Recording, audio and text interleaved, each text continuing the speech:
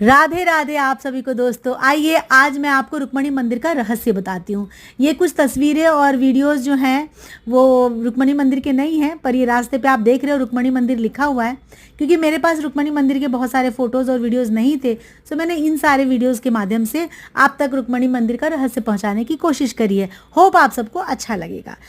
जैसे ही हम लोग रुक्मणी मंदिर पहुँचे तो यहाँ आते ही जब यह पता चला कि यहाँ जल है प्रसाद के रूप में और चढ़ाया भी जल ही जाता है, और तो और जल बांटा भी जाता है और श्रद्धालु अपने श्रद्धा के अनुसार यहाँ जल दान भी करते हैं। तो ये फिर मुझे बहुत उत्सुकता सा हुआ और मैं जानने की कोशिश करने लगी, और जब पता चला तो मैं हैरान हो गई कि स्वयं सृष्टि के रचयिता, समस्त ब्रह्मांड के अधिपति हमेशा हर रूप में कितनी ही बार श्राप व दुख को भोगा है। ब्रह्मांडों के गुरु श्री कृष्ण ने इस प्रसंग के माध्यम से हमें गुरु के श्रेष्ठता को बताया है।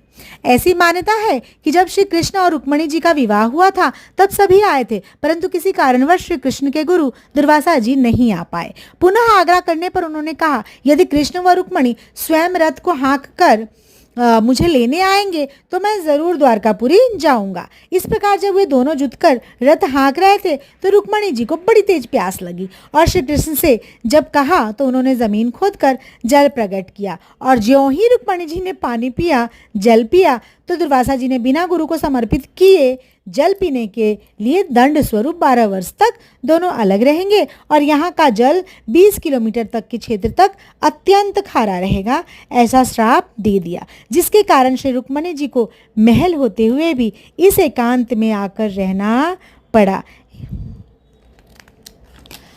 कई बार हमारे प्रभु हमारे लिए कितनी तकलीफ सहकर हमें बहुत सारी बातों का शिक्षा देने के लिए इस धरती पर प्रकट होते हैं, लेकिन हम शायद उन चीज़ों को समझ ही नहीं पाते। सोचिए, इतने बड़े महल और राज दरबार होने के बाद भी यही वो रुक्मणी मंदिर है जहाँ रुक्मणी माई निवास करती हैं। जय हो रुक्मणी माता की।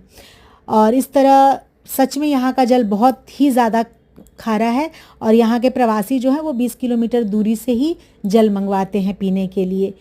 तो इस तरह से इसके लिए भी दान दिया जाता है। होप आपको हमारे द्वारकापुरी और सोमनाथ के दर्शन के वीडियोस अच्छे लगे होंगे और आप लाइक शेयर